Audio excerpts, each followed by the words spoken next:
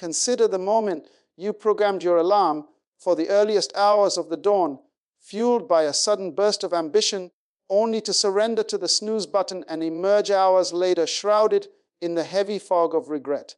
You have likely observed that the architects of great success are often early risers. You may have attempted to join their ranks a dozen times, yet like a tethered bird, you inevitably retreated to the comfort of your old patterns. You justify this retreat by claiming a biological need for rest or by labeling yourself a creature of the night.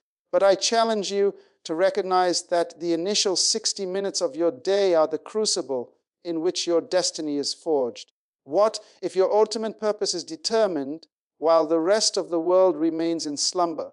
Allow me to share the account of a man who possessed nothing until he discovered that the break of day was his greatest endowment. Stay engaged with this message, for this may be the precise moment of awakening your soul requires. In a weathered industrial town defined by the relentless rhythm of machinery, lived a 32-year-old man named Thomas.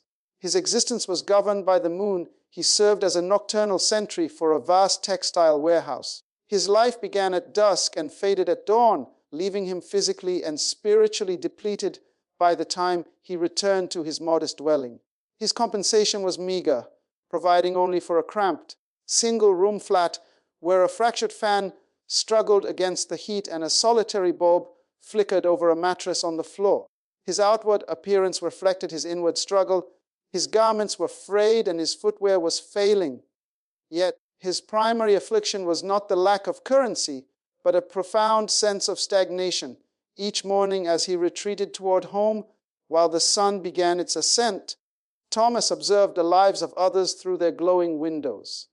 He saw the communion of families at breakfast, the vitality of children preparing for their future, and the dignity of professionals stepping into their callings.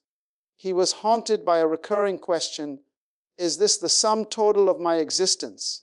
Am I destined to walk into the shadows while others rise to claim their dreams? He had attempted to break the cycle by seeking better employment, but his limited formal education acted as a locked gate. He harbored a desire for growth, but the exhaustion of his labor left his mind too parched to absorb new wisdom. His mother, calling from her quiet village, would often voice the ache in her heart: "Thomas, when will I see the fruits of your potential? My time is drawing short, and my greatest wish is to see you standing on solid ground." Thomas would mask his despair with hollow promises of progress, knowing in his heart that he was drifting. The most agonizing truth was that he was not a slothful man. He was diligent and disciplined in his duties, walking miles in the dark to protect property that wasn't his. However, he realized that effort without direction is merely a treadmill. By retreating to sleep at 7 in the morning and rising as the day expired, he was living in reverse. He was a passenger in a world that moved forward without him. One quiet realization began to take root in his spirit. There must be a higher path. That path revealed itself through a moment of crisis. On a biting Tuesday morning, the ringing of his phone shattered his routine. His sister's voice carried the weight of an emergency. Their mother had collapsed. A journey back to his ancestral village was a 3-hour passage through his own fears. In the sterile quiet of a rural clinic, he found his mother frail and fading. The physician's diagnosis was clear. She was suffering from the accumulated stress of a life of hardship and lacked the resources for the care she required. Grasping his hand, she whispered a final plea: "Thomas, do not allow your years to be consumed by the same struggle that took mine. Find the doorway to your purpose. Give me your word." Watching her rest, Thomas looked at her hands, worn by decades of manual labor, and saw a reflection of his own future if he did not change. A righteous indignation rose within him, not directed at the world, but at his own complacency. He stepped into the 5 o'clock darkness of the village. The world was hushed, save for the early movements of farmers heading to the soil and the first songs of the birds. In that crisp morning air, he made a silent, sacred covenant. He would no longer accept a life of survival. On his return journey, he observed a distinguished man in his 50s, composed and deeply engaged in a book. This was Mr. Chen, a man of significant influence and commerce in their town. Thomas was struck by the sight of such a man traveling at daybreak. Summoning his courage, Thomas inquired why a man of his stature was active so early. Mr. Chen replied with a calm authority, "My day begins at 4:30. I utilize this sacred silence to cultivate my mind and map my direction before the noise of the world intervenes."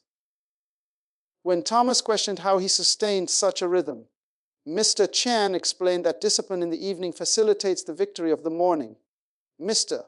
Chen looked deeply into Thomas's weary eyes and diagnosed his condition. "You are awake when the world dreams, and you dream when the world builds. This is why you are anchored in place." He leaned in and shared a principle that would become Thomas's foundation. The hours between 5 and 7 in the morning are the golden hours. They are the hidden territory where you construct the life you desire while the masses are unconscious. When Thomas protested sleep, but his schedule required sleep, Mr. Chen challenged his priorities. He suggested a radical shift: rest immediately after work, rise before noon, and dedicate the waking day to personal expansion. He handed Thomas a card with a singular condition: "Contact me only if you are prepared to exercise the discipline that most men flee from." Thomas honored that challenge. He met Mr. Chen at a small cafe, having already altered his rest patterns.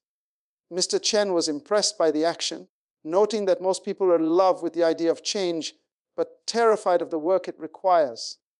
Using a notebook, he illustrated the architecture of a life. He explained that Thomas's current life was a crumbling structure because he had neglected the foundation. He revealed the mathematics of the morning: 2 hours of daily investment equals over 700 hours a year, nearly 3 months of additional productive time that the average person squanders in sleep. Mr. Chen then dictated the non-negotiable system. The first hour, from 5 to 6, must be dedicated to economic skill building, learning a high-value craft or knowledge that the market rewards. No entertainment, no distractions. The second hour, from 6 to 7, must be dedicated to the fortification of self, half for physical vitality and half for mental clarity and planning. He established 3 ironclad laws: no exceptions for weekends, a mandatory 9 o'clock bedtime, and the resolve to endure the initial 21 days of physical and mental rebellion. "I grant you 90 days. Mr. Chen declared, "Commit to this architecture and I will assist you. Falter and do not seek me out again." Thomas accepted the mantle of responsibility. The initial week was a brutal war against his own biology. Every fiber of his being craved the pillow, but the memory of his mother and the weight of his promise stood as sentries over his will. In the pitch black of 5 a.m., he began studying the complexities of digital accounting and data management via free resources. He walked the silent streets to wake his body, then returned to sharpen his mind. For 20 days, it was a labor of pure will. On the 21st day, something shifted. He awoke moments before the alarm, his mind clear and his spirit eager. The patterns of his study began to form a coherent picture in his mind. He was no longer a security guard who studied. He was an accountant in training. By the second month, his physical health had transformed, and his confidence was palpable. His colleagues noticed a new light in his eyes.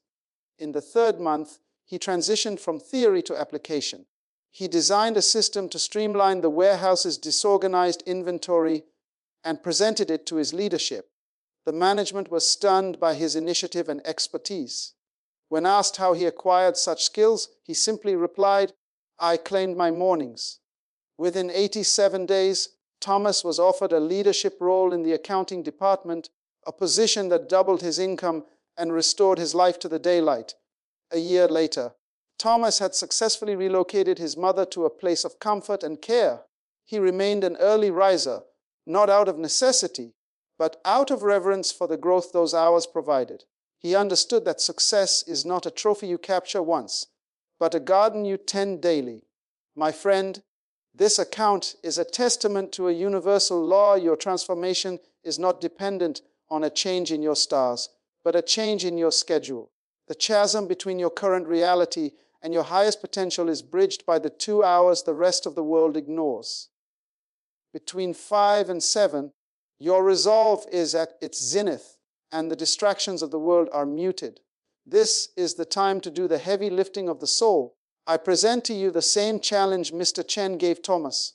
Tonight, position your alarm for 5 a.m. and place it where you must stand to silence it. Second, identify the one skill or vision you will cultivate in that first hour and commit to it for 90 days. Third, respect your rest by retiring by 9 p.m. Wasted evenings are the thieves of great mornings. If you commit to this path for 90 days, you will not recognize the person you see in the mirror. You will possess a spirit of iron and a mind of clarity. Thomas began with nothing but a choice. You have the tools and the opportunity before you. The question is not whether it works, but whether you will work it. Will you hit the snooze button on your destiny, or will you rise to meet it? If you are ready to claim your future, demonstrate your commitment right now. Declare what you will build during your first hour in the comments below. Let this community be your witness. Share this with those who are drifting and need an anchor. Subscribe to stay connected to this path of purpose. Remember, your future self is waiting for you at 5 a.m. Do not keep them waiting any longer.